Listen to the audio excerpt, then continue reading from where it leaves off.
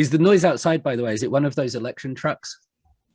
It's like the like you will go to hell kind of religious person. It's normally one or the other, isn't it, MJ? It's normally politicians or religious types. Maybe they know what we're talking about.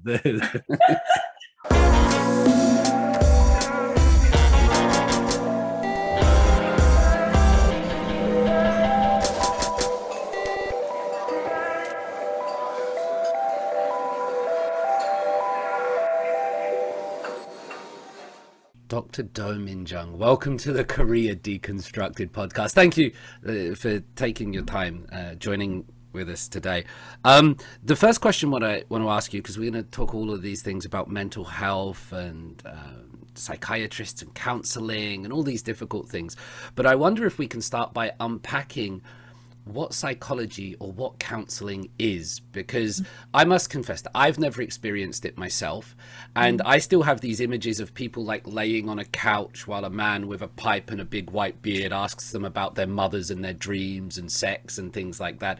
And I'm not sure how close that is to the truth. You don't have a beard, but I'm not sure if you smoke a pipe or what actually goes on in reality. So could we start perhaps, please, by unpacking what psychology or what counseling is from your experience and position? Of course. What you described, I think that describes like psychoanalytic sessions, and that still happens at some places. But that those sessions are tend to be really intense because they're expected to meet like 3 times a week. Hour, an hour and a half each time. But I think that's not how like a regular typical session goes. And it's really interesting because I actually had a client who came in and he was really upset that my sofa was small. It was just like a 1-person sofa. And he's like, what? How can I lie down if the sofa is this small? And I'm like, yeah, that's not going to happen here. Right? Counseling is a method or a place where you can come in and talk about things that bother you and that you want to change. And you sit down with a person that you feel safe with and kind of unpack it and be able to talk about it. And the therapist's role is to help you explore it a little bit without any judgments, because that's when change happens, right? And it's hard for, I think it's realistic to assume that it takes a while, right? Because if you think about how long you live, like you're a 30-year-old person, you lived 30 years with certain patterns and beliefs and values, and in order for some change to happen, you need to unpack it and really understand where they came from and like how you use them. And so I think we often say you need at least 10 sessions to really, not really, but somewhat understand yourself and make those changes happen. And so what you can assume is walk into a comfortable setting and sit down with another person and just talk about what bothers you. And the therapist helps you to kind of figure out some options. I can obviously get a sense from it, and I've met you before, MJ, but how do you make people feel comfortable? I mean, I know it's a weird thing, you might not be able to describe it, but do you have to dress a certain way and look a certain way? Because, I don't know, people often tell me, David, you're a bit scary, you look a bit like cynical, and I think it's just English face, but how do you put people at ease, MJ? How do you get them in that state? I smile a lot. That helps. That's a good question. I think we are trained to respond in ways that make the other person not feel judged. So, and we are trained to not insert our own values. So a lot of our responses are focused on reflecting and empathizing and validating. And I think basic belief is you are the way you are because there were reasons for that to be that way, right? And people say, oh, isn't that unhealthy? Or is this okay? Or, and I say, probably you built those skills or patterns because you needed them to survive.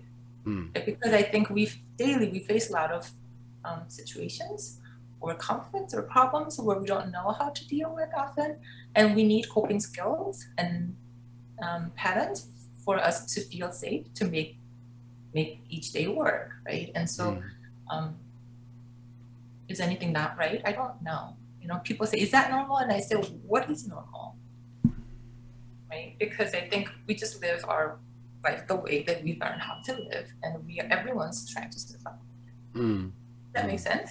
No, it makes perfect sense. And I think that's what I do with my students a lot. When they ask me a question, I ask them a question back. Right. Say, That's one technique too. Right. Does it mean, this will be a weird question, MJ, if you are a counselor and you provide this kind of help, and by the way, if ever I get my words wrong, please correct me, because I don't know about them. But if you are a counselor and you're providing this kind of psychological help or guidance, does that mean that you've got all your stuff together in your head, like perfectly, like you're bang, therefore you can help others? What do you think the answer is? Of course not, right? Clients do make that comment, like, I'm sure your life is perfect. And I go, do you really think so? Look at me. Like, don't I look, I don't know, worn out? And sometimes I'm tired. I have like 10 different things that happen in my head. And I'm like, I worry about my kids. I had a fight with my husband, And I say, no, I think I struggle as much as you do. But maybe I have a little bit more knowledge to how to deal with some of those struggles. Or sometimes I'm trained to hide them well. So that's why therapists are also recommended to have their own therapists too, because we're human, and so that we also have a lot of problems, and it's really important for us to handle them well and contain them well, so that we can focus on our clients when we are sitting with clients. That makes perfect sense. Just to maybe explore this one more, and I'm not sure if or how you could answer this. Does it mean that you're sort of walking around with 5, 6, 7 other people's problems in your head as well as your own? Or when you close the office door, it's like done? Because I know with my undergraduates across the universities, with some I develop sort of genuine professor-student relationships with them, and but when you close the office door, is it just then all you, or do you have these various other people's problems that you're contending with? I think I'm trained well enough to kind of sit with one person's problem when I'm sitting with that person, and then when I step up, then I also have some mechanism in my head where I can just kind of separate them from my own life too. But we also, therapists talk about wearing different hats all the time too. So like when I'm sitting with one client, then I'm wearing a therapist hat, and in one way, right? Because this client needs ABC, and so I'm focused on providing ABC to this person. Another client comes in, this person really doesn't need ABC, this person needs EFG. So then I wear a different hat, I hold different skills to focus on the person. But yes, sometimes some clients are really difficult to sit with because the person has a history of lots of things, right? Complex trauma and things. And so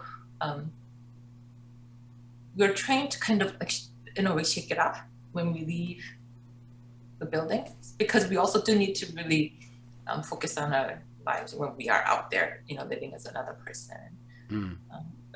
But I also want to make it clear that this doesn't mean that we don't care about our clients. And there are some clients that do follow us a little bit to our home. And so then we also try to figure out how to take care of ourselves a little bit well when we are working with these clients, because we also need to make sure that we are well and we're not so affected by the problems that these clients share with us. Yeah, to help others, you've got to be in a good place yourself first, I think. That makes a lot of sense. When you talk, MJ, about some of these kind of traumas or the problems that people have and they come to you, when I was looking at some of your websites and things like that, and I was looking in Korean, we discussed this, so if I got the information wrong, forgive me, I'm still learning the language after all these years. You, in one of your statements, you said many of the problems that we might have or experience in our life, they arise from our relationships. So relationships, which is interesting because that's not individual, actually, that's relationships with other people. Can you maybe unpack some of this? Like, is that correct that our troubles or problems might arise from relationships? I think it works both ways, right? Like it rises from relationships, and then our internal struggles or problems also affect our relationships, right? So we can't really separate, like, it's almost like chicken or egg kind of question, right? And so let's start with how relationship affects us. Because we're social beings, we also, our first group that we live with, right, is our family, right? And we learn how to really socialize with other people. But families also have problems too. And so we build our interpersonal skills through and by our parents and our siblings, my family members. And so that really develops who we are as a person. And then after that, when we have internal problems or psychological, emotional problems, that really affects how we interact with other people. Right? Because we're not feeling really well, we have a lot of different internal struggles that hinders us from having healthy relationships. So I often say, I focus on relationships because rather than sometimes I get more information by when I observe my dynamic with my clients, right? Because I may give A to this person expecting B, but this person is doing like D or F and G, and I go, that's not, something happened between what I said and then how this person is responding to me, right? And so then there are certain, again, values, assumptions, internal something that is really hindering this person to really connect well with me, and that's where I come in and try to figure out what that is. With these relationships, I mean, a lot of these form, do you think, in the early state? So you mentioned that we're social animals and our first relationships are around family and things like that. So is it like a developmental thing in early age? Once we experience those, then they really imprint on us for the rest of our lives? Or are we still malleable and changing, adolescence and, I don't know, menopauses and all that stuff that comes on later in life? Or is it those early developmental stages that really kind of shape us?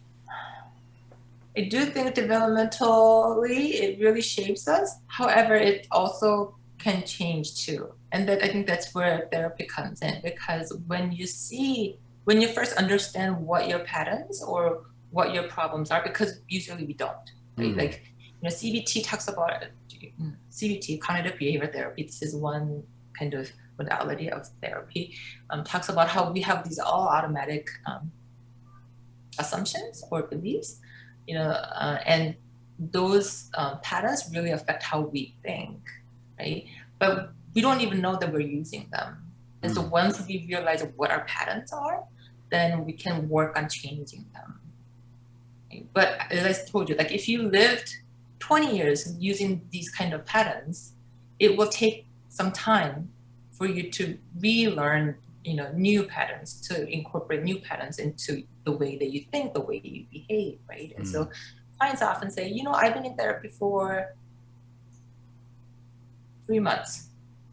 Why am I not changing? And this person has been coming like twice a month. So then that's 3 months, that's 6 sessions, right? And I say, how old are you? You're like 35 and you spent 6 hours talking about this. And you're saying that you want your life to be very different than how you live your life. Is that realistic? How, this might be a sensitive thing, but how does the money aspect come into that? Because I know that's really difficult, and I understand that change, like ingrained habits and things take a long time to change. You can't just do a magic pill and it's one session. I don't know, maybe if it's strong psychedelics it might work, but you can't just do it immediately. It would require long-term commitment. So I completely understand that. But then I guess you have patients wondering about kind of money, or you get that kind of salesman aspect to it. How do you manage that, MJ? So yes, money is important to consider before one commits to the process, because earlier I said 5 sessions, 10 sessions. Usually I say people have that question all the time. How many sessions do you think I need, like before they start? And I say, that's a good question, because I think it's really important for you to plan and think about how many sessions you will need in order for you to see the change that you want to see. And I often say 10 sessions minimum, because in order for you to really understand how therapy works and for you to kind of understand yourself and do a lot of trial and error process for you to figure out what fits you well, I think 10 sessions is the minimum. Like, you can't go any lower than that, right? But the fee is not cheap, especially in Korea. And I'm talking about counseling sessions in these private practice setting. I think the cheapest that you can get out there maybe like 50,000-60,000 won, 5만 원, 6만 원, to up to 130,000-150,000 won per session, and one session is 15 minutes, right? So if you would say 10 sessions of 100,000 won, that's 1 million won, right? And I say, yeah, that's a lot of money. And if you think that's going to really stress you out, where you're sitting in your session and go, okay, 5 minutes, that's how much money? That's right? And some people will do that, right? And I say, if that's the place that you're going to be in, I say, no, don't do it, because it's going to create another stressor for you. You're going to go home and think about your finances, and you're going to, like, there will be just too many things that you'll have to figure out in order for you to sit and have that one session. And it's just not going to be productive and helpful. Does that mean richer people have better mental health because they have better access to it? I'm just curious about that. So it's not in terms of anything inherent in those people themselves, but because they have more disposable income, or because they have less worries. Does that mean there's the mental health problems that occur across like socioeconomic gaps? It's because of the financial availability that they can do the services? Or I mean, if your finances are not something that you worry about, then probably you have more access to these services. And if you're open to counseling, then yes, probably I would say, yeah, if you are open to it, I think it would be good for you to find a therapist. And I often say therapists, we all need therapists. And I often say, I'm not in therapy right now, but I would like to be in therapy too, because there are always things that we can learn about ourselves, and there are always things that we can work on. And so, if you are open to it, you have the finances to support yourself or invest in yourself, then yes. There are definitely other options where you can get counseling sessions for cheaper prices. However, those places, the therapists are likely to be less trained, or they're in training. And so I think if you feel like you really need to see a therapist, but you feel like you don't really have the money that you need, then you can definitely seek those places. However, also just be aware that they're likely to be in training, or that maybe they're not quite ready to handle the complexity that you might want. A Korean friend of mine, she recently spoke about her experiences with different counseling and sessions, from university ones to like government run youth centers to private ones. And she said that the young people in training, they were like really determined to change the people after sort of like 5 sessions, because they were, you know, they believed in the practice, and it was like, come on, you've got to get better. When you talk about 10 sessions, 15 sessions, and we're talking about stuff like that happens inside our head and stuff that happens inside us, do you ever see like a physical change in the people, in their like in their posture, in their visage, in their expressions? Does it manifest physically, or is it all over going on? Sorry, you're nodding like yes. Well, some clients I've seen over,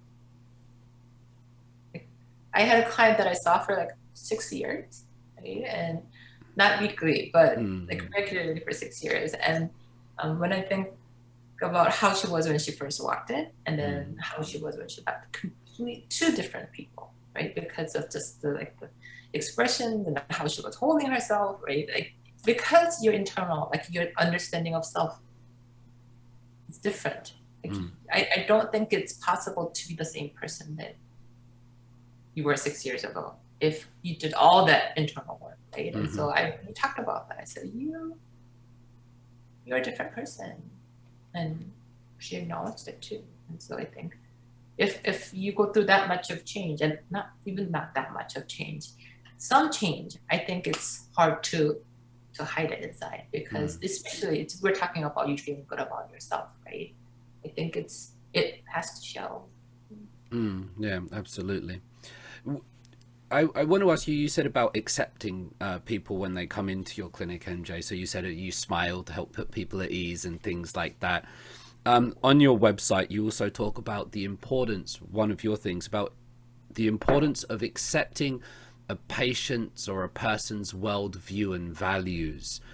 Now, again, I've had some people tell me in Korea that, you know, when they were talking about certain issues, it felt like I'm not sure what the word is, the counselor wasn't accepting of their position. You know, so why do you think it's important that the counselor accepts? What's the importance of that acceptance? Does it ever become difficult for you? Because we're all human beings with, I guess, political opinions and values, backgrounds, religious views, all of this kind of spiritual understandings. Does that acceptance ever become difficult, or is it like a Hippocratic oath, or how does that work? Again, I think that is almost the most important factor in like successful therapy relationship, because you need to, again, feel safe in order for you to really kind of unpack and talk about your problems. And yes, there are definitely clients or clients and maybe sessions that make me feel, or that I struggle to really like hear what the person is saying and just like accept how different that person is from me. If there are issues that are really difficult for me to understand, or I feel like I think I'm really going to struggle with this person. I don't know if I'm going to be able to be the therapist that I can be with this person, that I think it's ethical and important to say, you know what, I don't know with, I'm worried that I'm not going to be the professional or the best therapist that you need right now, and be able to transfer that client to someone else. There are, I think, sessions where, like, because sessions, people talk about different main topics in different sessions, right? And so then I think there are some sessions where I go, oh, like I'm really struggling to really focus on this person, or really accept what this person is saying, because it's triggering my own problems. Then I try to really use all my skills and say, like, okay, MJ, your problems need to sit in that corner. Please don't come out until I'm done with this person. When this is just going back to the day-to-day practicalities or the real life experience, when you talk about sessions and different topics for different sessions, is there like a guide? Does somebody just walk in and sit down and go, so, and then you make it up? It's like, right, this session we're going to talk about, you know, your childhood, and next section we're going to talk about like your sex drive, and next section. Is there a plan? Is there homework? Or I have no idea. I'm sorry. It's just... With some clients, that does happen. I think with some clients, when if I meet with a client and the person really needs some structure, right? Then I go, okay, like let's decide how many sessions we will have. 10 sessions. Then let's plan how we're going to use those 10 sessions. And 2 sessions, focus on this. 2 sessions, focus on that. So some sessions happen in that way. Other sessions, other clients, you just come in and say, we just start with a small talk, right? Like, you know what, it's kind of cloudy today. Yeah, I like cloudy day. That reminds me of blah, blah, blah, blah, blah, blah. And then, so you thought about what happened then. And then naturally, organically, we just focused on a topic. And then I think sometimes when the topic is aligned with what we decided our goal, our therapy goal, because we usually decide that at the very beginning when a person comes in for the first session, because people came in for a reason, right? People have certain goals that they want to accomplish in therapy. And so I often say, let's focus on this during our time together. And then our talk just like naturally goes there, and then we just focus on, we stay there. That's usually what happens.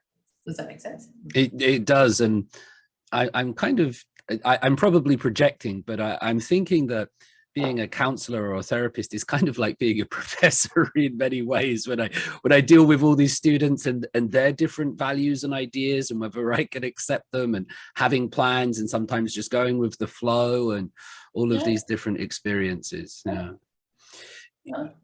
When I'm going to try to turn this conversation a little bit specifically now to career, MJ, because your graduate and doctorate research that took place in the United States, New York, Pennsylvania State University, but you now live and work here in South Korea. You're Korean.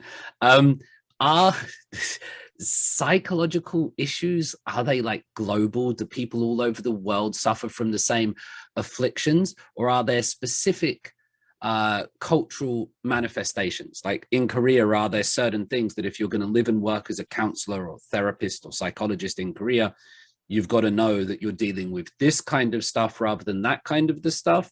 Or is it more universal? I think there is definitely a universal, globally similar kind of problems, human problems, right? Like depression, anxiety, trauma, different identities, right? Like religious, sexual, gender. I think they are similar. Because when I think about my experiences in the States, I worked at 3 different university counseling centers before I moved back to Korea. But the work that I do here also, we work with clients from 45 different countries, I think, in our center. And so it's pretty global, but I also see Korean clients too. And I think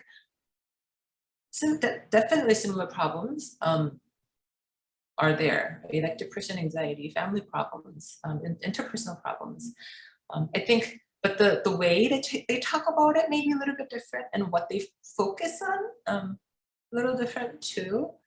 And I think there's also generation differences too, right? Like when I think about the 20s and 30s Koreans, I feel like I need to really think about how others view them too. Like interpersonal factors really play a role, and people really compare themselves to others. And I did talk about social media and, please don't compare yourself to others and things like that in the States too. But I think definitely there, I do talk about that a little bit more in Korea too. Like, Instagram and, like other people are like this. How come my life is not that? And I say, you can't really evaluate a person's life just by looking at the person's Instagram, right?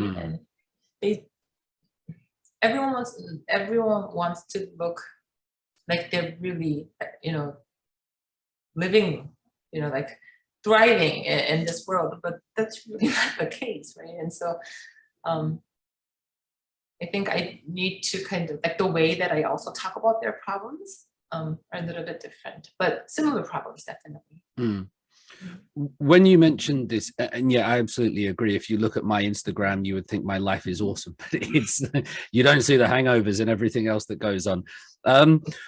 When you talked about like this comparisons and social media in Korea, I mean, some people are really big into these things like nunchi, and you get things like han and jong. There's even something called hwabyong, like this kind of, and you know, some people suggest that there are these idiosyncratic psychological feelings that only Korean people can feel. Like if you're a Korean, you know Han, or if you're Korean, you might know Hwabyong. And to survive in Korea, you have to have this nuntiga ita. Right. Is that, like, from the perspective of a psychologist or an academic in this, or in your own experience, are those particular characteristics unique to the Korean mental state in terms of feelings and expression, or are they just names for something that we all feel? And even if I'm not Korean, I also have Han or Hwabyong and this kind of stuff. I do think there is something very unique about Korean psyche or Korean mentality. And, Hwabyong was officially acknowledged in DSM-4, the book that all psychologists and psychiatrists use, because there were, I think, so many, especially women, Korean women, that really dealt with it. And, I don't know, this is also, like, I'm thinking of my personal experience of moving back to Korea and really, like, experiencing Korean culture and like how to live in Korea as a Korean woman. I think that really changed how I understood Korea too. And I think there's this very unspoken, covert, like, pressure to be a certain way and live in society in a certain way that I think that really affects people's emotional and psychological health, and and that really does play a role in, like, how we live. I wouldn't really be able to, like, define how, what each one of those terms that you use, but it really, I think people often, it's really difficult for people to feel, like, free and accepted and, like, understood and feel really comfortable in this society. I noticed that a lot with some young people, and then they go abroad, and then I see on their Instagrams, all of a sudden they're wearing shirtless tops, and it's all of a sudden like the physical manifestations are different, and here they feel like a constraint. You mentioned your experiences there, MJ, as a woman in Korea. So I guess I just want to try to perhaps unpack that gender thing. So I asked, are mental health issues the same all around the world? Are they different?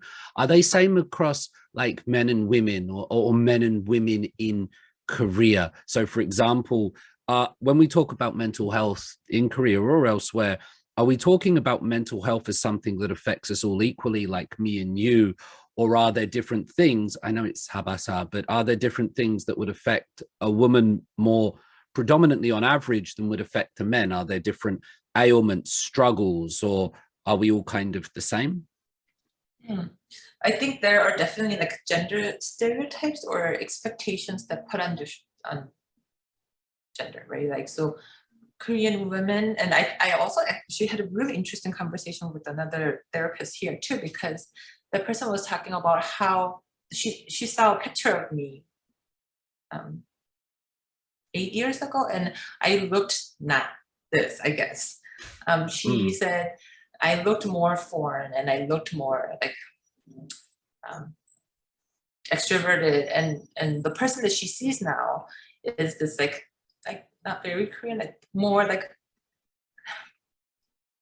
feminine and more kind of passive. And I said, yeah, probably because now my surrounding is more Korean, and I am viewed as a Korean married woman. I have 2 little kids, 3-year-old and 15-month-old, and I have a husband who's really Korean.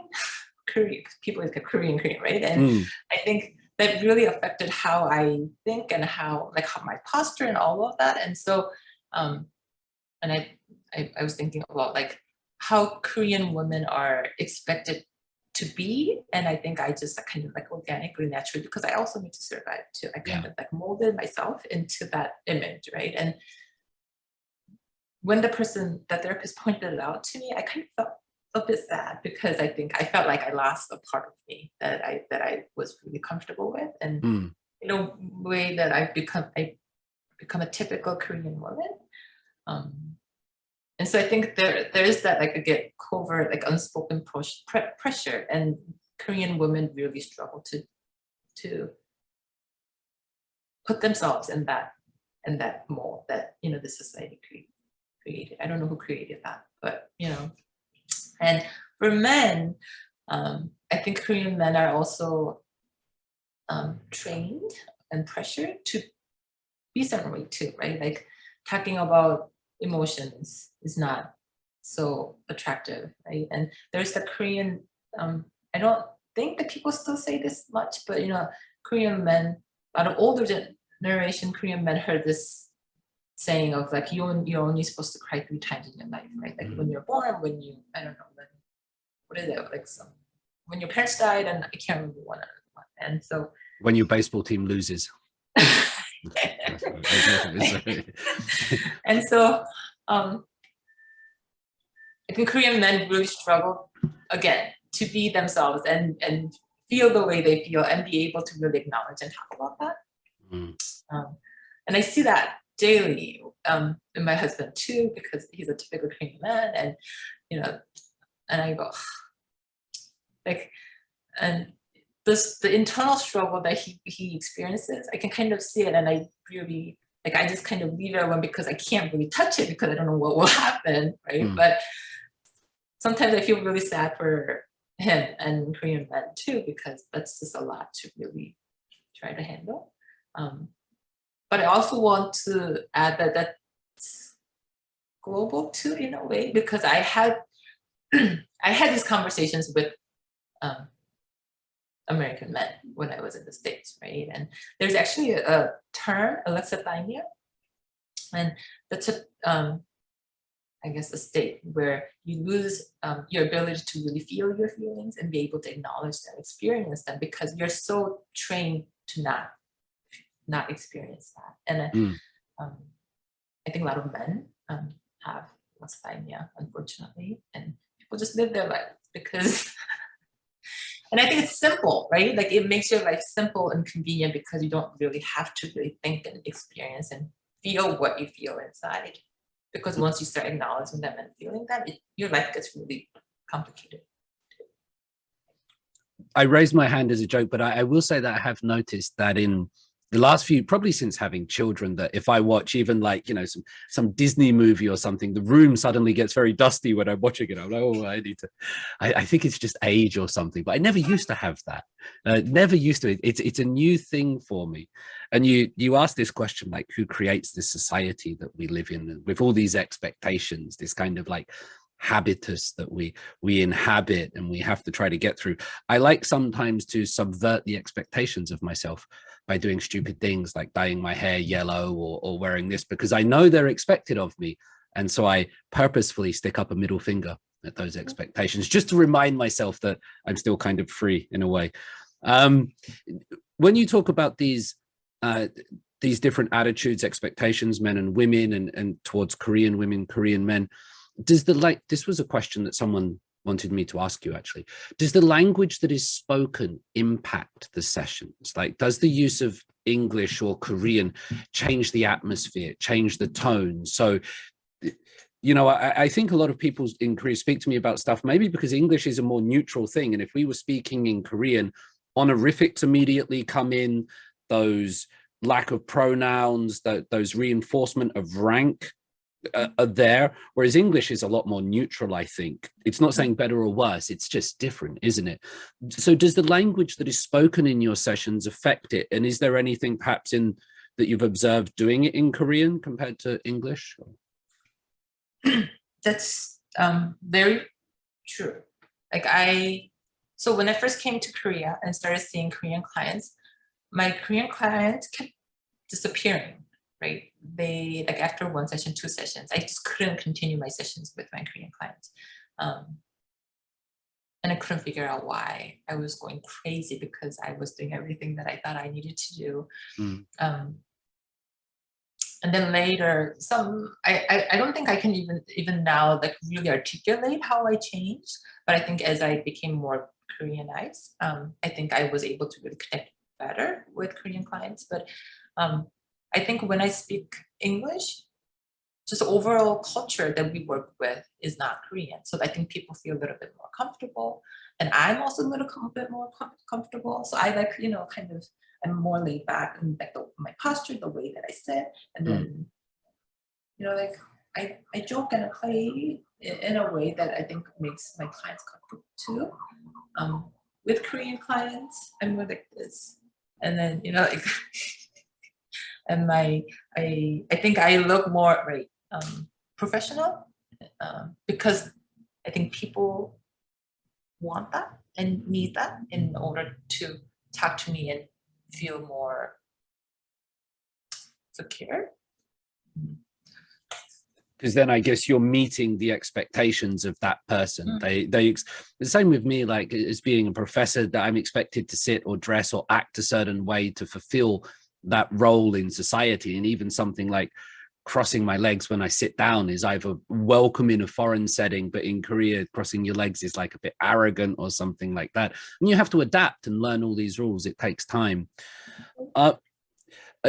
Obviously, without getting into, I don't know how to ask this. I want to ask you what kind of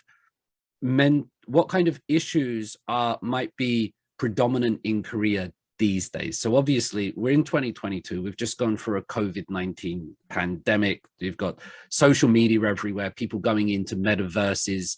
We have previously established like social structures, that families becoming more, people living alone, churches, society. The hyper individualism is coming, existentialism, choice. Now you specialize in depression, anxiety, couple counseling, identity, drinking, eating disorders, trauma. At the moment in South Korea, or among the people you're seeing, are some issues becoming more prevalent? Or what do you think are some of the main issues that you and perhaps your various colleagues or people around you in your field are dealing with in Korea these days? I don't know if there are more specific issues that people come into to address these days. However, I can say that I've been talking about how there are more cases that seem a little bit more severe or more complex. And I think we talk about how we hypothesize. We think it's more because we've been so isolated, right? Because of COVID. And, like we're not allowed to eat with people. And, Koreans are really into eating together, right? And like that got ripped away from us, right? And people needed to survive on their own. And so I think people feel a little bit more vulnerable. People are really struggling with their own issues. And so people are, like we've been seeing more clients with severe depression and more, when we say high risk, it's like people struggling with suicidal ideation and personality disorder and really, really severe like family trauma. And so I think that people before COVID-19, I think people had other people and we're able to kind of really distract ourselves with other things. But when COVID hit, I think workers kind of left with our struggles and there weren't really much to really like occupy ourselves in a way, right? And like for a while we couldn't exercise, we couldn't go to the gym, like we're all just kind of sitting at home and just like left with ourselves. And I think that really drove some people really crazy. And so we're getting more difficult cases, and we often say, we don't know if that's good or bad, right? I think it's good that people are seeking help, and people are more willing to come out. But I think that also says a lot about how much people struggle before they walked in too. I would like to ask you this question. I watched some of Stranger Things season 4, and it doesn't matter if you haven't seen that, but it was a bit, they did this bit which was a bit like Silence of the Lambs, which might be, and it was where these 2 young girls were pretending to be fascinated by a serial killer, to try and convince this, like, oh, it's such a complex case. I want to understand the depth and the complexity of this trauma. So just when you were speaking about that, you said some issues are becoming more complex and you're hypothesizing it's becoming harder to understand. Is there like this thing in your field where like these really weird cases, they kind of attract you, or like, wow, that's really messed up, and you want to explore it more, and the more mundane stuff is a bit boring? This is with no disrespect, I'm just curious, but is the more complex stuff fascinating to people in your field? Clinically, sometimes yes. I mean, you said, oh, that person is really messed up. We wouldn't really use that term, but yeah. Forgive me. Yeah. I think there are some, as a counselor, as a therapist, I often talk about how I'm so lucky to have this, be in this career, have this job, because I'm privy to just so many stories, so many just really personal stories that people don't share with other people, right? And so some complex cases or complex trauma, like I'm often amazed and awed by how strong my clients are. Like when I imagine what they went through, like I don't know how I would survive that, is sometimes what I think. I'm like, oh my gosh, like you are just amazing that you went through all of that and you're still sitting in front of me and you're going to talk about this and address this, right? And so there are definitely some cases where I go, like, okay, let's figure this out, right? Like, you are really struggling. I really want to help you with this, and let's do this, right? And there are definitely other cases where it's like, oh, I am here. It's work. I am here. I want to do this with you, but I am really struggling with you too. So yeah. And when the person walks out, I go, oh, thank God. You know, like, not because that person is, I don't know, like wrong, or like there are definitely some clients that it's hard for me to work with too, right? Or that person is pushing on all my buttons, and it's like sometimes I go, like I'm going to stay calm with you, like, and I'm not going to let you, you know, go crazy on you, and yeah. So I think, you know, that applies to all, I guess, human relationships, right? Like I assume that you have students like that too. So I suddenly feel very sorry, like for your husband or close friends, when you go home and you're like, these people. Yeah. So it's really, I often say it's really important for me to have some space between my office and my home, so that I can just kind of let those, I don't know, those struggles dissipate or just kind of disappear before I get home. So. And I guess that was the problem with COVID. When people were working from home, there wasn't even that car journey or that walk, that subway, where things like, you know, dissipate away from your head and disappear. Yeah. Right. You mentioned, you know, some things about the extreme cases and the suicide.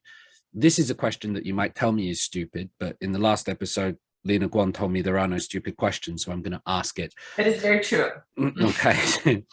If you had to psychoanalyze, or if you had to analyze the Korean nation as a whole, is such a thing possible? Can we understand the mental state, not of an individual, but on a macro approach of Korea? Because when we look at the suicide rates in Korea, like, and there's a very complex question. I know it's a whole topic in and of itself, but very high compared to the OECD average, you know, amongst young people. It actually rose as Korea's economy rose, which is an interesting counterintuitive thing. And then when we look at happiness indexes around the world, and there are many different ones, and they all use different methodologies, but Korea is often very low.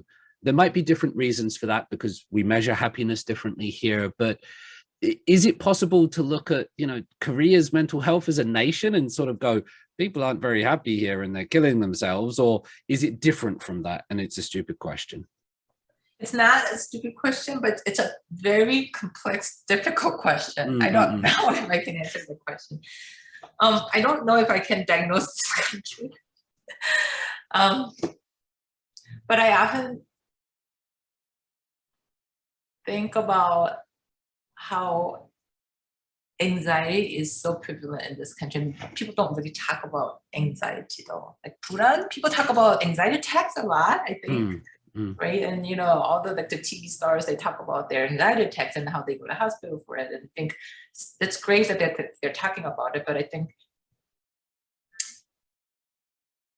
this country, it's so, even I personally think about this all the time too. Like, this country is changing so fast, right? Like, society, like every year I feel like it's different, right? I've been in Korea for 7 years now, and it has changed so much in the past 7 years. And I think it's really difficult for us to really understand and predict what will happen, how things will be next year, right? And the economy is really bad, and and people really are really struggling to hold their sense of control and sense of agency in this country these days. And this is just my understanding, right? I don't have any statistics for this, but that I think people really don't know how to really cope with this anxiety that they're holding, right? And so people just really focus on random things to really contain this anxiety that they experience. And so I think it's interesting theory is once I read that when the society is really struggling with anxiety, parents really focus on their children's education, right? And when I think about Korea, parents go nuts, right, on their kids and college. And I was talking to someone about my kid. My oldest daughter is 36 months old, and they're talking about the English kindergarten, 영어 유치원, and because they need to start so early, but you can't even get into a 영어 유치원 without no English, and the person was criticizing me for not speaking to my child in English. And I said, okay, I don't know if that's how I want to raise my child, but anyways, my focus is we are all just really struggling with this societal anxiety that I think that really challenges our sense of control and our well-being. And so then thus everyone's just kind of unhappy, and then suicide rate goes up and all that, right? But then it's really difficult for us to really work with suicidal clients or clients with suicidal thoughts too, because there are not enough resources that we can actually really use either. And people can just have suicidal plans and all of that, and then we talk to them about going to the hospital, but they can just walk out too. There is nothing to hold them and really make sure that they get the treatment they need when those situations arise. Just amongst all that, MJ, I wasn't sure if I caught it right, but were you saying that people affected by social problems, by society, by the pulan, the anxiety and everything, they then focus on their children's education as a way of dealing with that anxiety? Because they don't know how to deal with it, so they want to make sure that children are in a better state, right? And people want to make sure that their children have more options and have more resources. And the only way that they can do that is for them to really hyper focus on their children's education and what they can provide their children, because that's the only thing that they can do to kind of control their anxiety. Does that make sense? It does make sense, but then I'm wondering, because I was going to come to it later in the conversation, but something that so many of my young undergrads talking about these days, especially the Korean women, is intergenerational trauma. This seems to be something that they're all fascinated by, this trauma that's passed down from their grandmothers to them and to them.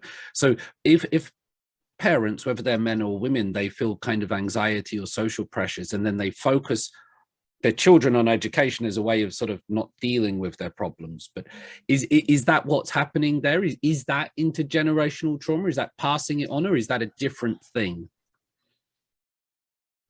I think that's part of it too. I think the message then that their children are likely to get is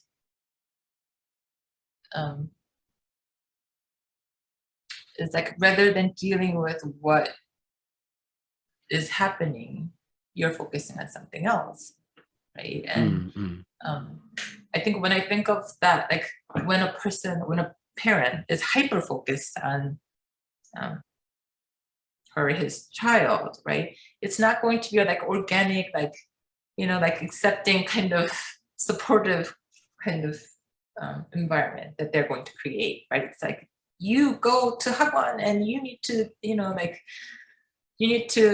go to 3 Hagwons after school and all of that, right? And so, and quiet and all, like I'm not in that stage yet, so I wouldn't be able to really talk about that. But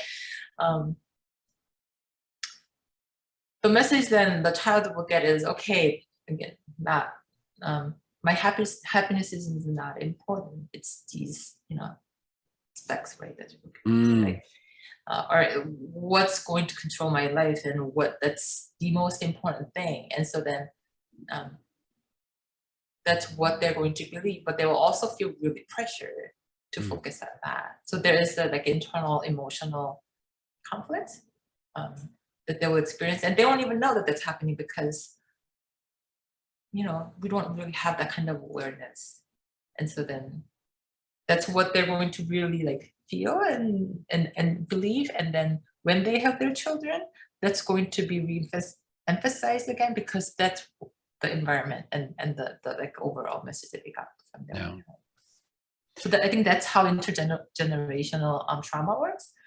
But I think when I often kind of cringe when people use the word trauma lightly, because I think a lot of people use it really like, like, oh, you traumatized me. But when someone who's really struggling with trauma hears that, that's almost like a little bit offensive too. I mean, I don't want to minimize, other people's experiences, but like there are sometimes often the word is used so lightly, right?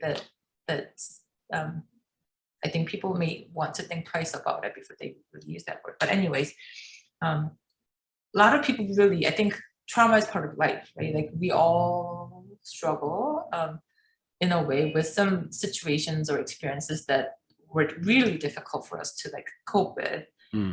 But I think a lot of us also didn't have the resources that we needed to really kind of like work through those traumas too. And in order to deal with those traumas, I think different behaviors happen, like emotion dysregulations, like can't really deal with your emotions, or like start yelling, or relationship problems, and a lot of different things. I think when a person is really dealing with trauma and not really having the resources, I think because we need to cope with those traumas, we behave in so many different ways, right? And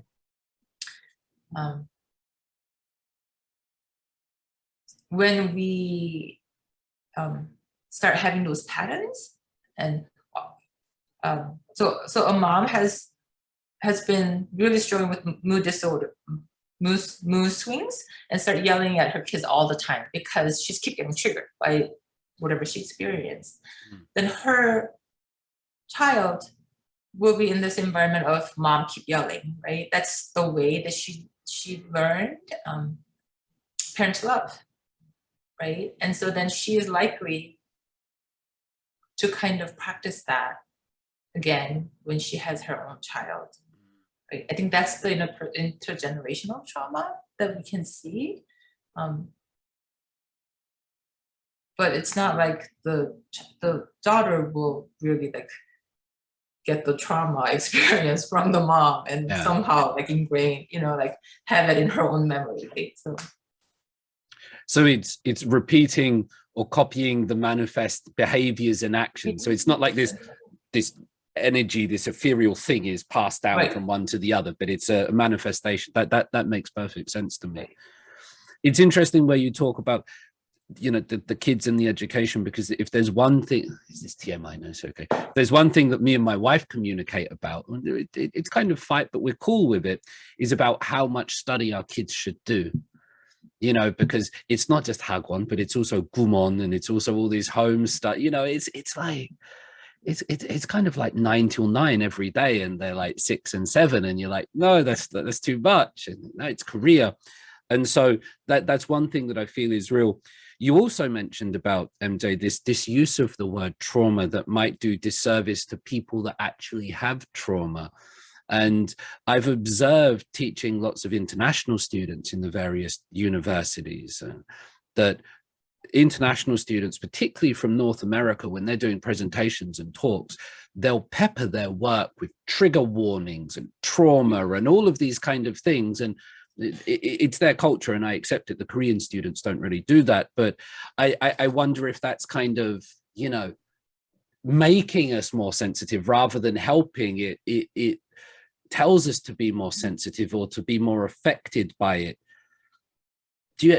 Maybe before we go on to the next topic, do you understand this point that I'm making, that there is this focus on this might be triggering, this might be traumatic for you, so be careful, and people will leave class, I can't watch that. Do those things help? Do they hinder? Are they kind of value neutral?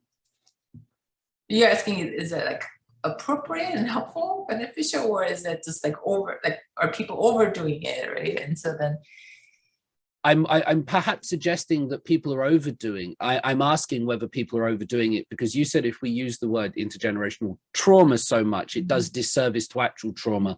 And so we misunderstand the severity of what trauma is. So by, focusing on this language, are we doing a disservice to it? Or is it actually useful for some people? I'm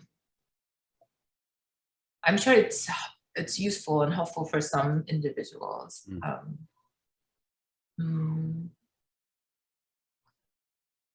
Is that a problem? I think people are definitely more sensitive or more aware of how other people can be affected by what they're about to share. Then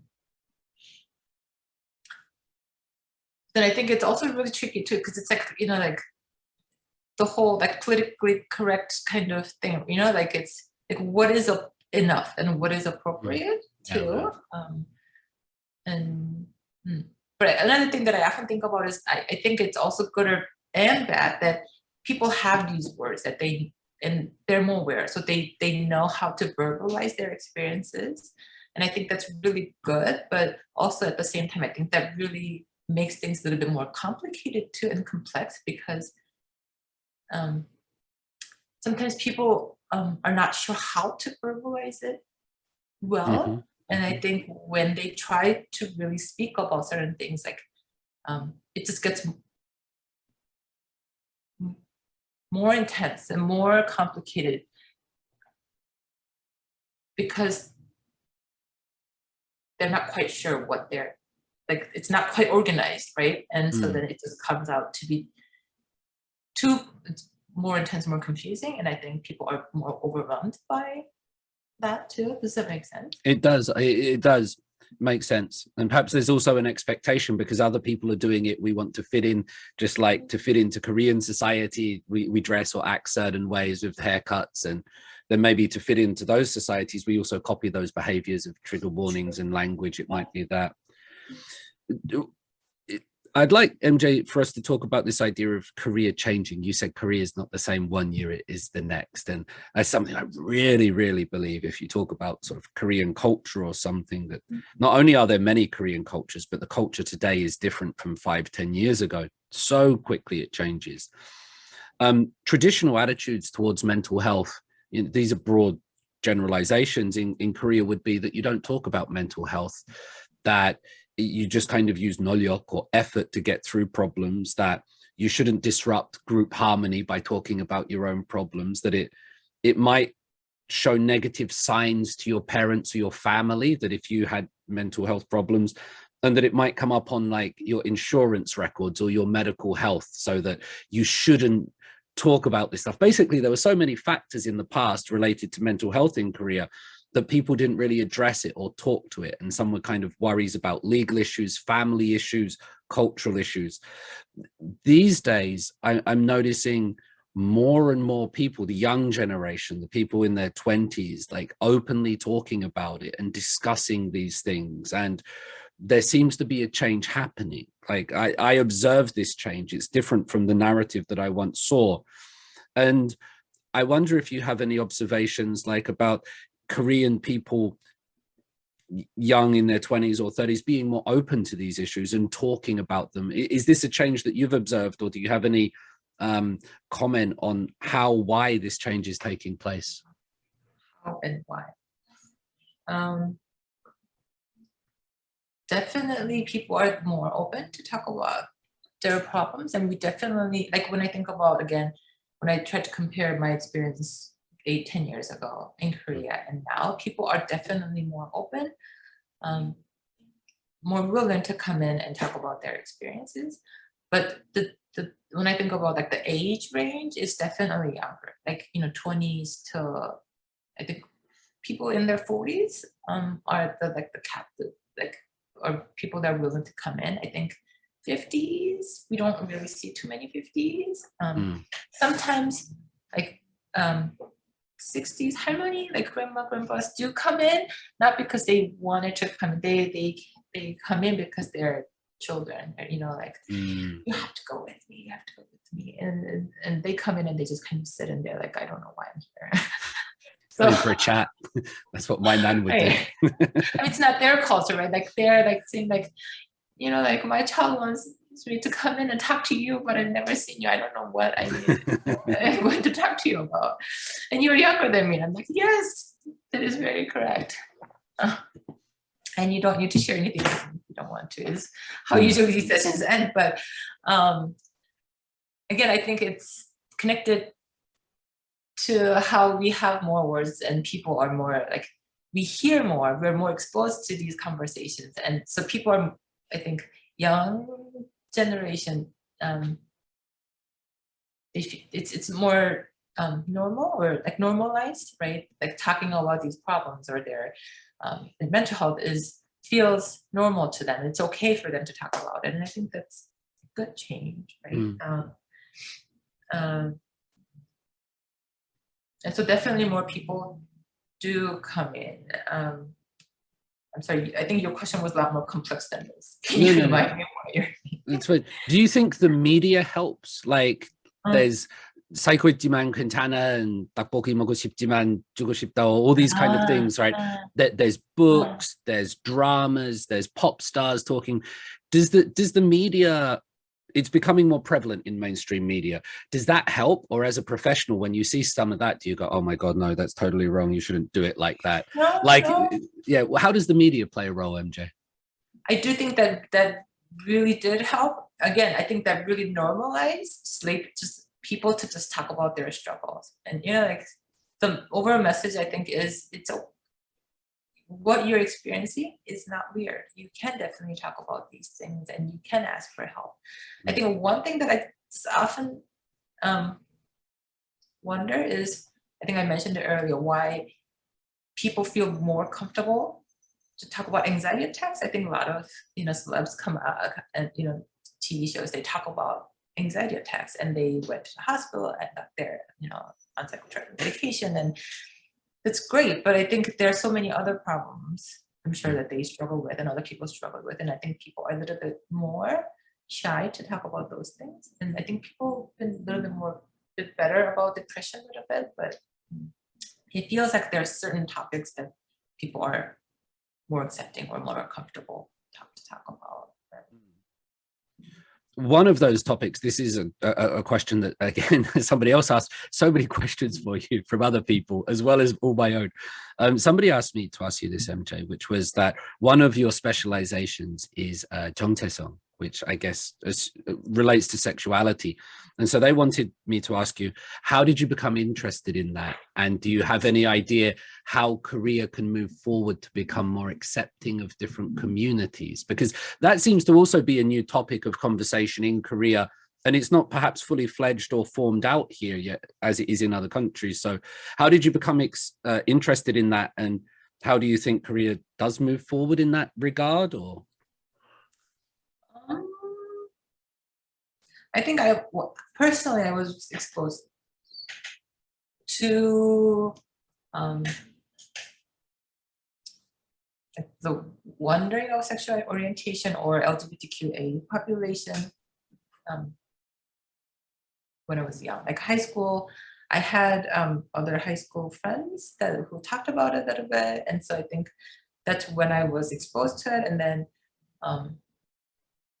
when I was in training, when I was in grad school, like it's the US, and like I felt like I need to know how to work with and how to talk about sexual orientation, right?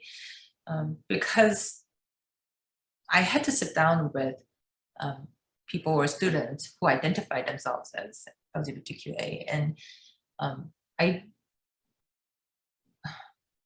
if I try to be really honest, I think I was a bit scared in the beginning because I didn't know, right? And I think our biases, our preconceptions often come from ignorance. Like we don't know what to expect, and that's where we go, like I don't know, and I think you're weird. I think it's because you're different than like what I believe and what I understand as normal. And I think that's where I started, and then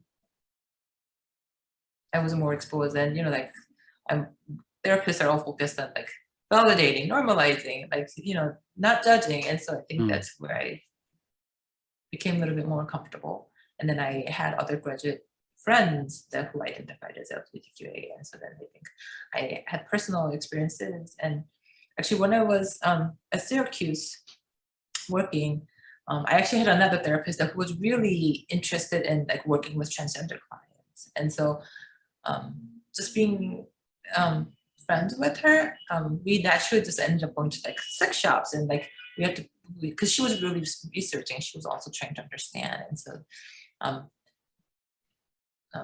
so then we like went to see different tools that that transgender person would need, and like we went and she was like, touch this, like we need to know this, like and I asked like, how do you use this, right? And so I remember being fascinated about like learning, and then so here I actually see transgender clients too, Korean and non-Korean clients, and I also find that work really meaningful too, especially working with transgender clients, because my understanding is, again, resources are really limited, and there are not too many places that they can go and feel comfortable and accepted. So I am emotionally just more attuned, or I'm more interested in like creating that kind of setting for those clients too. And here we also see same-sex couples, because again, I don't think there are too many places where those couples and individuals can go when they need help or support, right? And so for Korea to move forward with regard to these things, it basically just needs more MJs, and that's it. And then we're all there. Because I kind of agree with the way you described that, in terms of there's this thing called like the contact hypothesis, where if you interact with those people and you have a shared goal, then your fear or your ignorance or your anger goes away. It's not through any learning, it's just interaction and spending time with people. You learn them better, right? Right, like personal experiences, right? And there was actually in grad school, in the US, and those classes are in Korea too these days. So too, like we were required to take this class called multicultural counseling because we are required to work with clients with so many different cultures, right? Like not we see national cultures, but so see, right? Like family cultures, religion and all, like gender and, education and social status, right? Like, and it's one thing to really sit down in a classroom and like hear and discuss, but it's another experience for you to really like put yourself in that environment and really like experience how uncomfortable you get when you are in a setting where it's like you don't know how to behave, you don't know what like how to survive in the setting. Like I think that's the like really valuable experience that counselors need to really understand where their clients are coming from. And so I think through those classes, because I don't quite remember what I did, but I had to do like 2 really uncomfortable experiences where I went and I was like, please don't look at me. I know that I'm not one of you. Because again, I was like, I went to all black nightclub and I think I was the only black person and there were like about 100 individuals, and I thought people were looking at me and I'm like, yeah, I'm just here, please, like just go and enjoy your night. And so I think those experiences are required for therapists to really understand. I mean, LGBT is one, but like, what's the term that I'm looking for? Like when you are not the majority, what's the word that I'm looking for? I can't, it's social minority when you're in a minority, sorry, social minorities. I use English when I'm on, like these days, when I see clients is the only time that I use English these days. And so my terms are not quite up your here. terms are amazing, MJ, don't worry. So those experiences are really needed to work with clients that are they're social minorities. And I think working with LGBTQA in Korea is definitely that. But I want to also say that some Korean therapists are really working toward training other Korean therapists that are heterosexual and they are not really comfortable or trained to work with LGBTQ population these days. I'm part of 2 different psychological associations, and they're definitely like working groups, task force to talk about how to ethically and effectively work with that population. And so I think it's hopeful. I think and I hear people really struggle, people really like working toward, or like they're really invested in training themselves to work with this population. So it's happening. It's very positive to hear that it is happening, because sometimes I think we expect South Korea to be like Western Europe, like now, and without accounting for the huge historical and cultural differences. They're at different stages of their timelines, I think. So, it's really interesting to hear that it is happening. And also the idea, that you had to put yourself in that kind of difficult or weird situation where you're the only Asian person out of 100 different, because I thought you were going to explain something about doing something in a classroom, but the fact that it was kind of like real world. And I think that's really interesting. Like putting yourself in uncomfortable situations is a really kind of nice thing to do. And I think not many people do that. We always want to be safe, but going into the unknown is something that I've always kind of enjoyed doing, because I don't know, makes you feel alive, but there is also that deeper empathy, understanding that you get from being a minority, for being looked at, and those things. Right, definitely. And I think without that kind of experience, I think it would be really difficult to understand clients in general too, and clients who like really struggled before they decide to come in, right? Like, because I think it takes it requires some courage to pick up the phone these days, you know, I don't know, opening up the web page and really like filling out the form, but saying that, okay, I have been struggling enough alone that I would like some help from someone that I don't know, right? And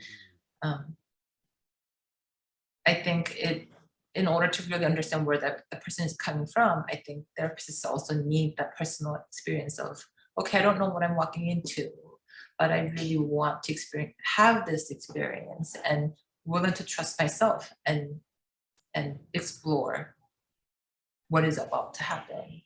Right? And so because clients, that's how clients come in, especially clients who never had therapy.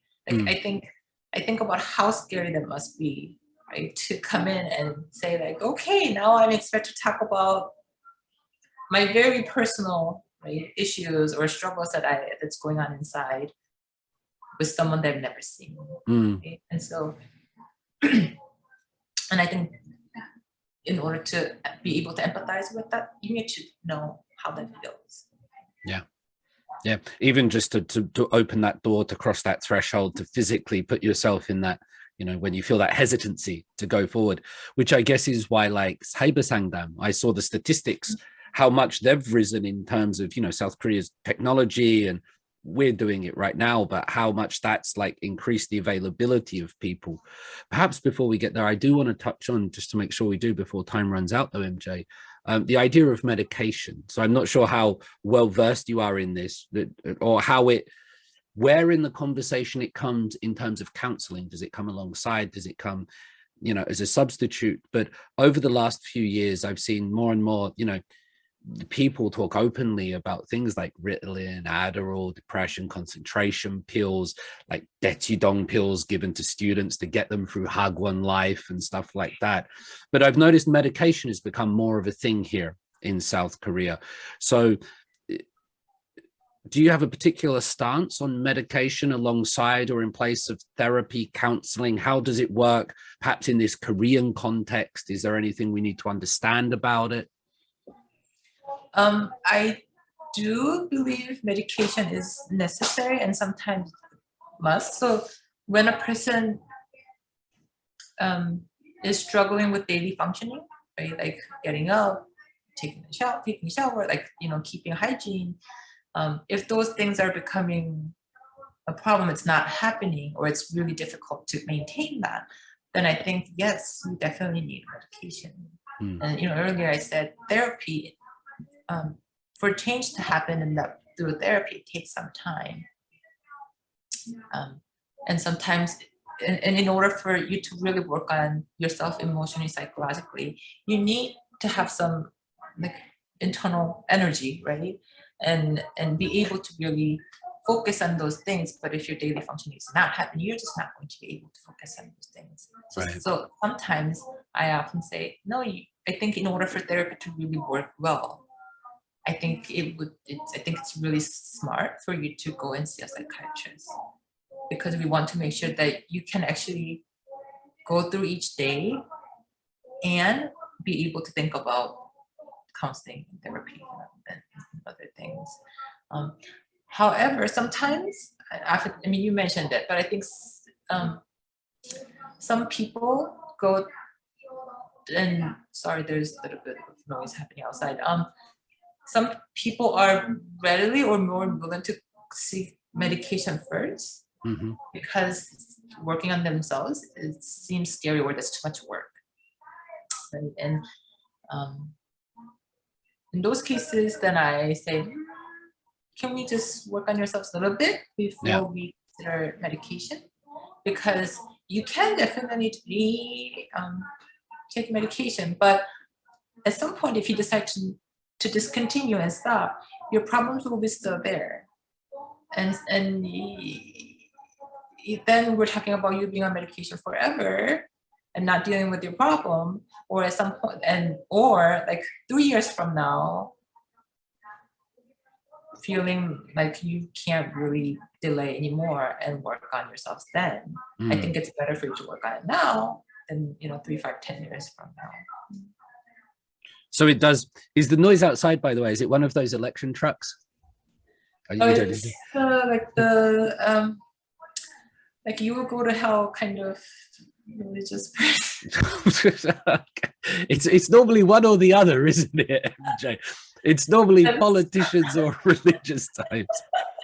Maybe they know what we're talking about. Sorry. No, that's totally fine. Thank you for the medication talk. I need to ask you about this as well. When I first came to Korea, everyone was asking me about blood type as a way of determining personality and things like that. And everyone's like, oh, David, you're definitely a blood type B. And I had no idea what my blood type was because we just didn't do it in England. I just said, my blood type is red. That's all I know. And probably diluted with whiskey. But these days, it's all about MBTIs. Right. And like, it's huge. The university asked me to submit my MBTI so they could make like a profile of me. And I was like, I'm not doing that because I don't want to be in a box. You know, I want to stick the middle finger up to expectations. But I've seen like, companies say we're looking for people with these type of MBTIs on advertisements. Young people are so into it, MJ. Like, and it's because it's there in the social media. It's all around them. Is this scientific? Is it important? Do you have a perspective on MBTI? Because there's 16 of them now, I think. So we've gone up from like 4 blood types to 16 people. But are they good? Do you know your one? I think some psychologists are really against it, and they say it's not scientific. Other people say it has some validity, but I think I'm not so keen. I mean, I don't think I like it all much. Like what you said, right? Like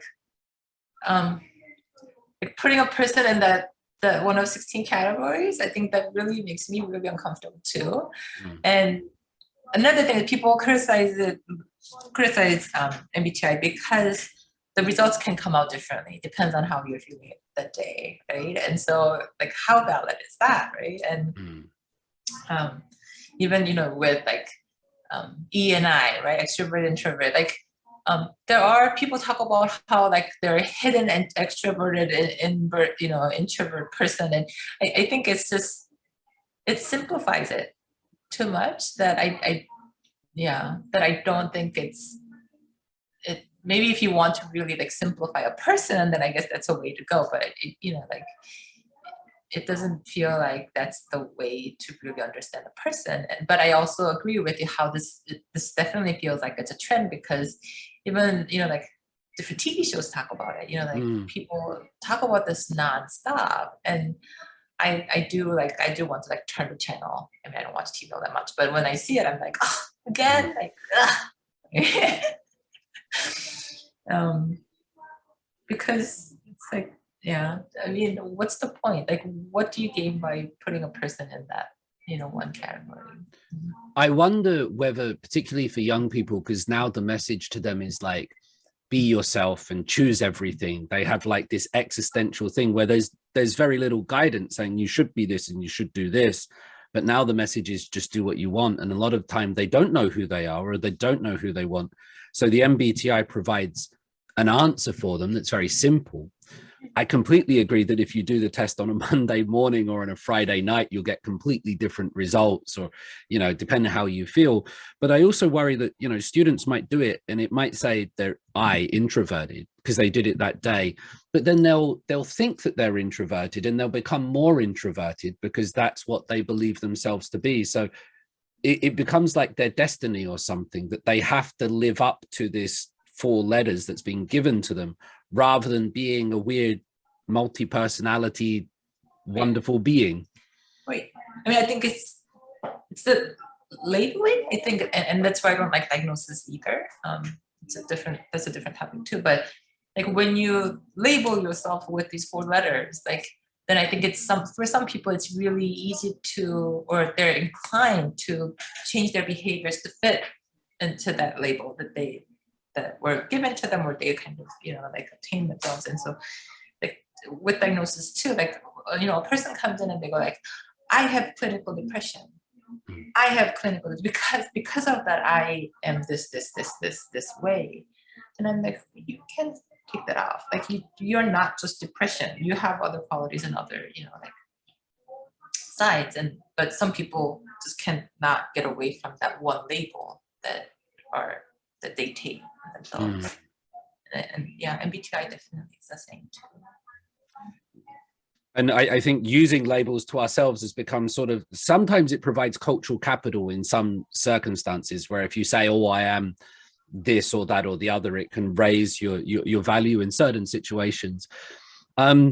Just as we come towards the end of this conversation, because I know you are giving us your time here, and obviously you don't work for free, MJ, but while you're here, like, can you share any knowledge or any advice for us about how we can improve our own mental health? Like, should we be doing something with our relationships? So it's like, is there anything that you think generally works across the board? Not for everyone in every situation, but you said you don't watch too much TV, you don't go into MBTIs too much.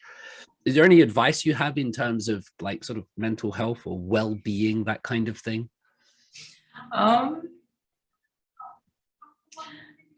This is too cliche, but I often talk about self-care. But I think that term, some people think that in a like such a like grand way. Like self-care is not about like you taking your like long vacation trip, or like taking a whole week off, or like I don't know what else, like going to like a fancy dinner. But like when I think about self-care, like I think about stopping myself and like listening to a favorite music. These days, what I try to do, I thought about this and I thought this is so silly, but that's my life right now, right? Like I have 2 little kids, and it's really difficult for me to really dry my hair fully, because my little kids are like running around and there are 10 million things that I need to do. And so my hair is not quite dried every day, right? Like it's a really struggle for me to like stand there and dry my hair fully. And it takes about, I think, 5 minutes. I don't know. And so every morning I tell myself, I am going to dry my hair all the way. That's me taking care of myself. It's really, really hard. And my hair is short for a reason, but still, like there are those little things that I can do so that I feel like I am taking care of myself.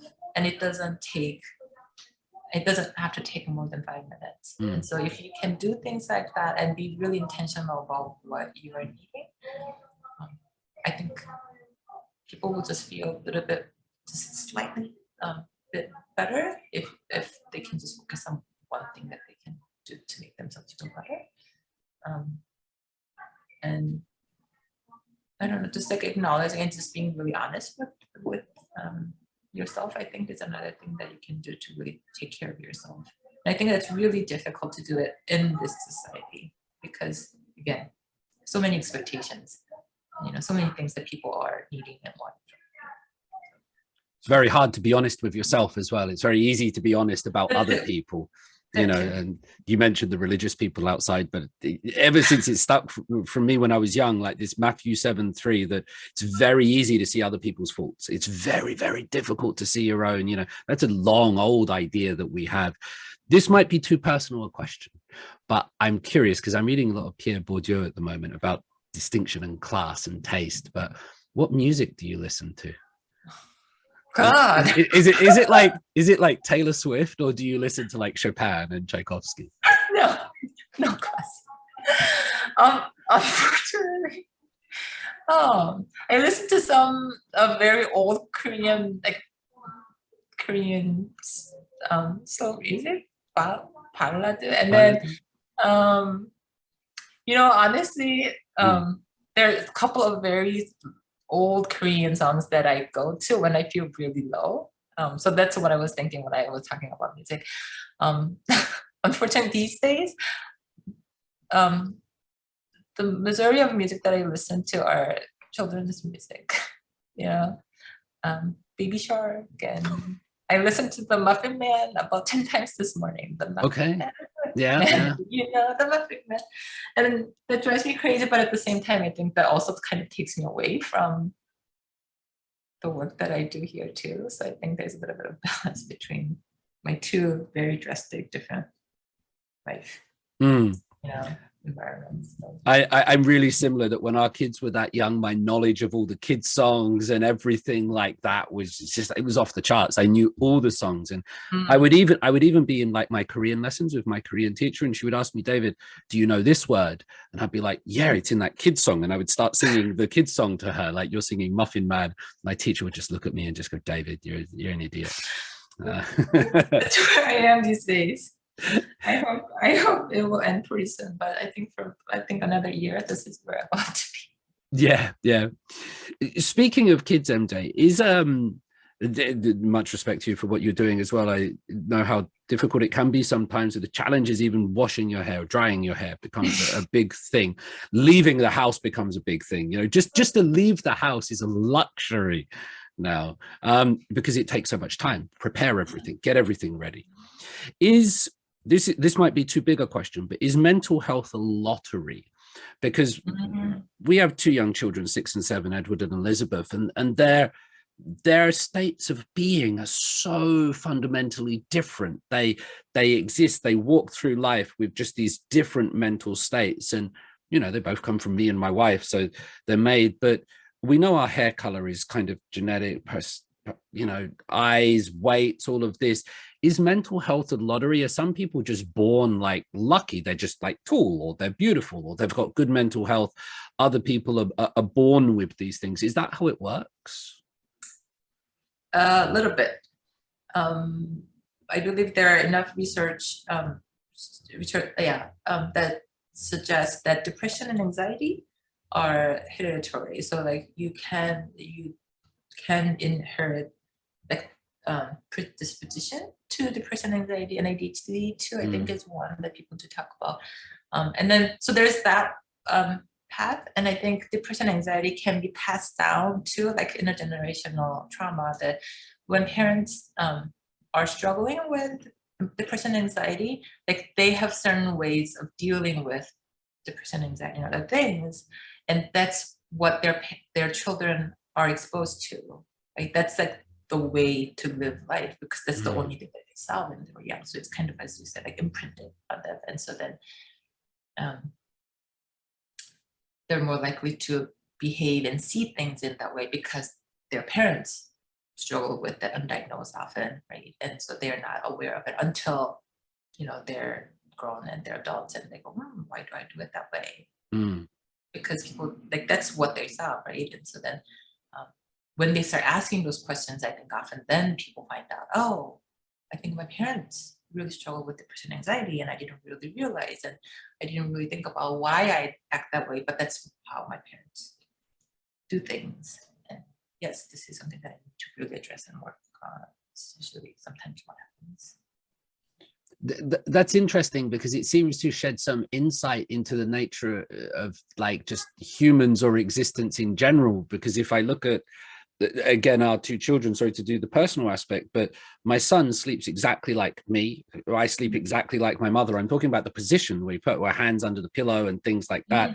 Whereas my daughter sleeps exactly like my wife, exactly like her auntie. And they all, and this is not taught, but it just seems, and it's not even, I think, through seeing or, repeating that behavior, but it's really interesting to see that kind of, Control C, Control V across generation. You get this copy and paste of various things that's behavioral and personality and things like that we're just kind of reflections of the past. Or definitely. And I think that's when I think about like what people are more predisposed, I think there's a little bit of that, like depression, anxiety, just inherit it a little bit.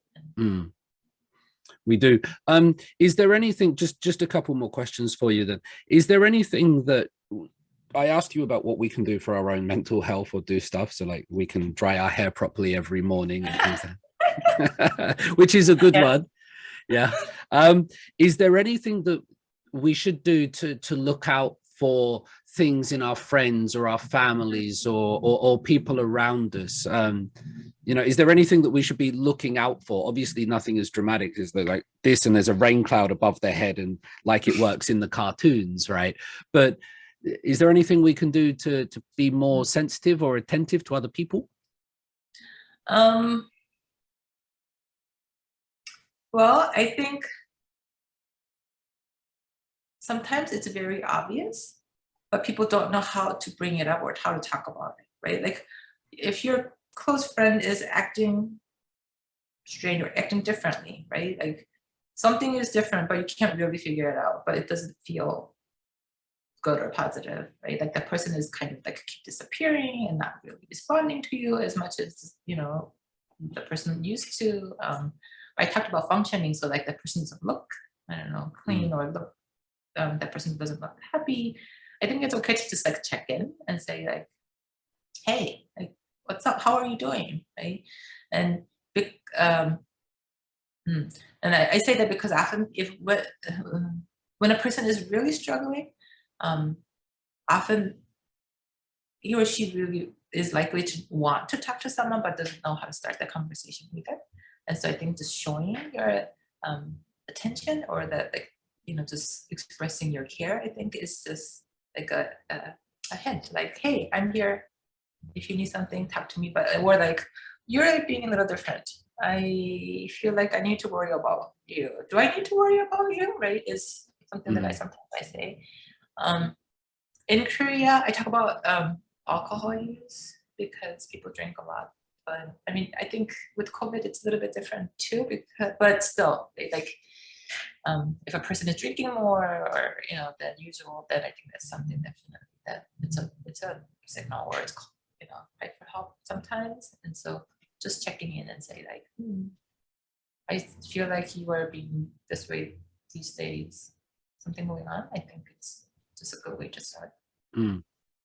Do I need to worry about you is an interesting line to use to people. Like, hi, do I need to worry about you? Like, let's go. Well, not with that tone. But just like, yeah. How are you doing, right? Like, in Korea, people normally get that. You look tired. That's normally the one that we get in Korea so much, isn't it? Yeah, you look tired. No, what are you gonna do for me? Like, thanks. Now I feel tired because you've told me. I felt fine before. But no, that does make sense. I think just being open or giving people maybe alcohol use or things like that does make perfect sense. Drawing this towards the end of the conversation, MJ, this is the last question. It's a question I ask all my guests, and it's a bit of a weird one. I can already see the apprehension on your face, but we're all in this world together and we're all trying to get through this experience of life. So what can we do to give more meaning to our existence? How can we provide more value to other people? MJ, what is the meaning of life?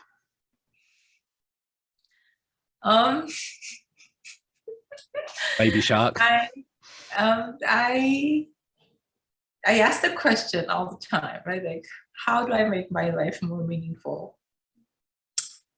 And often I tell myself just getting through each day and doing what I need to, what I can do, what I would like to do, and feel like, okay, I think I did okay today. Makes my life meaningful. I think that, like, the fact that I can actually like be really honest with myself and say, okay, I think today was okay. There are definitely days where I can't say that, and there are definitely days where I go, ugh, like, why did I do that? Or like, I hope no one finds out that I did that. But just knowing that there are definitely days where I can say, okay, I did everything that I could, and I am okay with all the mistakes that I made today, and not the bad. I think, what more can I ask for? Getting through each day, because there's always mistakes. I think we can't expect the perfectness, and we all get that like evil kick where we're like, oh, I did that, oh my god. It's always there. I have many of those days too. Yeah. It's brain has a wonderful habit of telling you just before you're going to sleep, remember that stupid thing you did. Do you think, because you've talked about your 2 young children, also the work you do with the counselling, do you think it helps like working for others, living for others.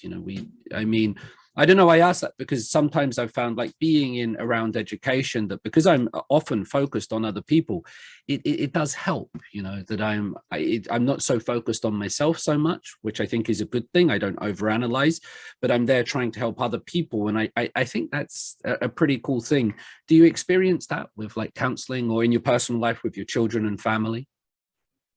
Definitely. I mean, I think it's pretty amazing to see people change, and people, like with couples too. I once heard someone say, "You really saved our marriage," and or like, "You saved my life," or like, "I really thank you for the work that you were able to do." Like, that just makes my day. I'm like, this is why I live for, and I think I'm just really lucky to be able to do that.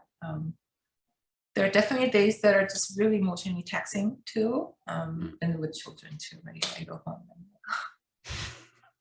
another day, right? But with that too, like, I see my kids like growing and start saying things and making eye contact and smiling. I go, yeah, this is pretty cool. And the fact that I can do that, I think, just really lucky and really privileged to be able to experience it and to be able to say, yeah, this is what I do for a living. So. Absolutely agree. And this has also been pretty cool, MJ. So thank you for today. It's been great. Sure. Thank you for having this, time too. Like, it really made me think about a lot of other things.